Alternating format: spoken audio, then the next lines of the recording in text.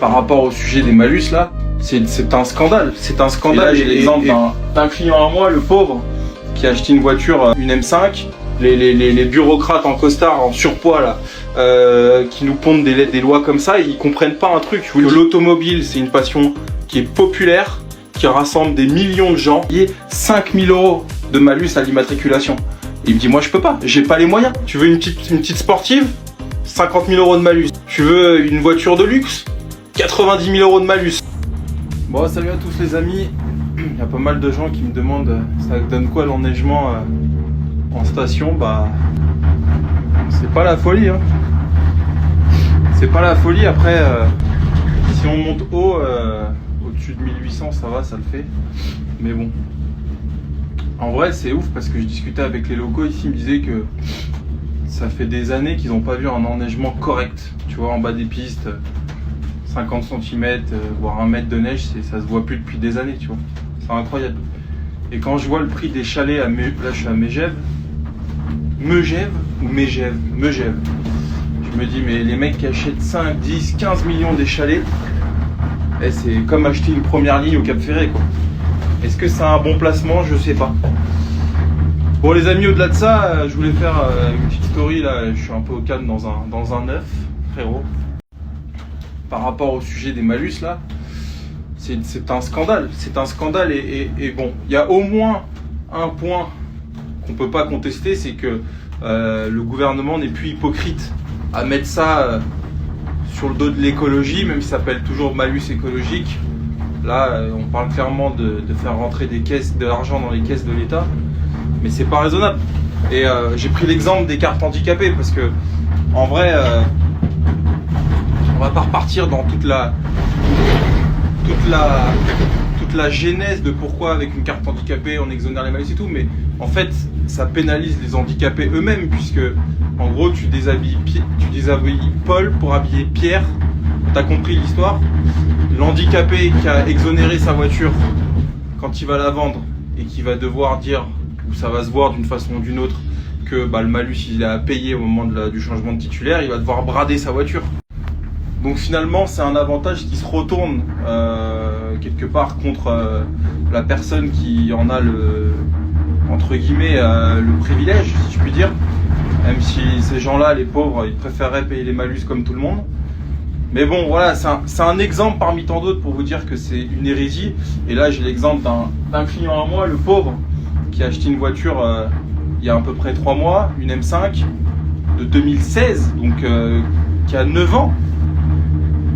Et qui a fait un achat plaisir. C'est pas un client fortuné, c'est un client passionné qui a mis toutes ses économies, ou presque, enfin j'en sais rien, mais je suppose que, et qui se retrouve, qui devait payer un malus de 1 000 € et qui doit, du coup, à cause de cette réforme, vous savez, sur l'abattement de 10% par année, va devoir payer 5 000 € de malus à l'immatriculation.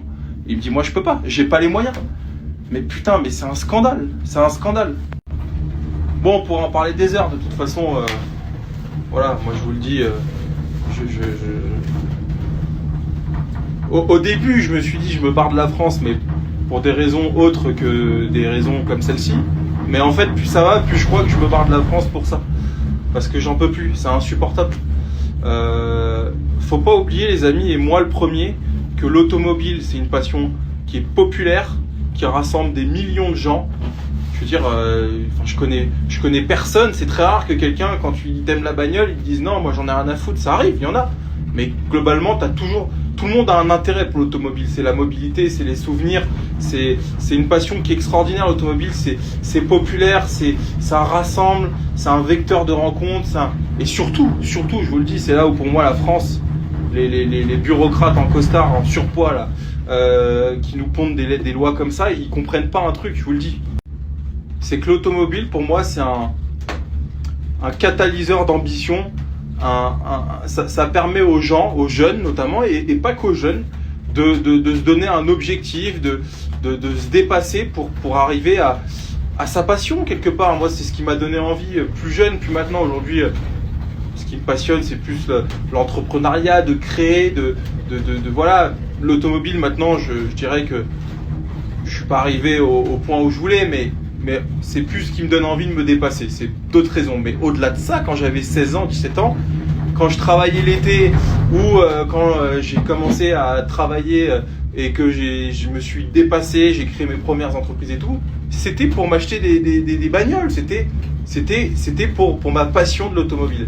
Et aujourd'hui, à cause de ces lois, de ces règles à la con, en fait, les jeunes, ils ont plus aucun espoir de se dire un jour je pourrais avoir une belle voiture, parce que de toute façon, comment tu veux te la payer la belle voiture? Tu veux une petite sportive, 50 000 euros de malus. Tu veux une voiture de luxe, 90 000 euros de malus. En 2027, tu vas payer 90 000 euros de malus. Tu vas importer une vieille voiture qui a 10 ans, 4 000 euros de malus. C'est pas raisonnable. On peut pas continuer comme ça. Donc, et sans parler de tout l'impact que va avoir ces règles-là, il y aura plus de, ça va bloquer une partie de l'économie. Alors forcément, hein, les Dacia, les Yaris, tous ces trucs-là, ça va continuer à se vendre.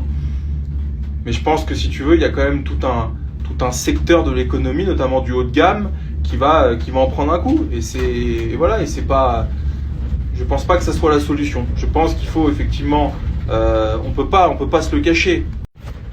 Il faut taxer une partie de ces produits-là parce que c'est des produits destinés aux gens aisés. Donc, ok, je suis pas contre que ces gens-là payent un peu plus, mais ils le payent à travers la TVA déjà. Pourquoi en rajouter une couche? Les gens vont plus consommer, ou alors ils vont consommer différemment. Ils vont immatriculer les voitures à l'étranger. Ça va ouvrir les portes à une forme d'exil fiscal dont la France n'aurait pas forcément pu se passer d'une manière ou d'une autre si on était resté correct. Mais là c'est du vol, Donc, encore une fois, c'est la conclusion de cette story. Plutôt que de se faire du mal et de dire quel pays de merde et tout, encore une fois, je vous le dis, je vous invite vraiment, c'est un appel. Les jeunes et les moins jeunes, la vie elle est devant nous. Qu'est-ce qu'on se fait du mal à rester dans le pays? Je veux dire, il y a des choses extraordinaires à voir ailleurs. Ça veut pas dire qu'on est rebelle ou quoi que ce soit, ça veut juste dire, tu sais, c'est une image très simple.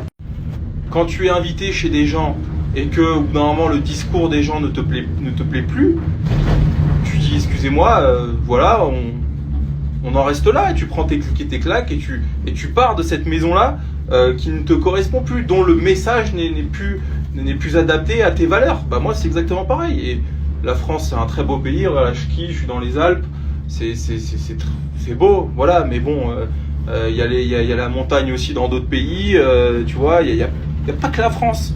Donc pour toutes ces raisons-là, et c'est pas que lié au malus écologique, hein, on va pas se mentir, c'est un tout. Mais ça en fait partie parce qu'on est quand même des passionnés de bagnole. Et putain, ça nous casse les couilles, tu vois. On fait chier personne. On travaille dur le dimanche, on sort son petit véhicule. Eh ben non. Non, t'as des bureaucrates en surpoids qui font 120 kilos qui vont te dire que, eh ben non, il faut ramener de l'argent dans les caisses de l'État. Moi, je vous le dis, ces gens-là ne nous méritent pas. Ces gens-là ne méritent pas qu'on dépense nos deniers en France. Eh ben, on va les dépenser ailleurs.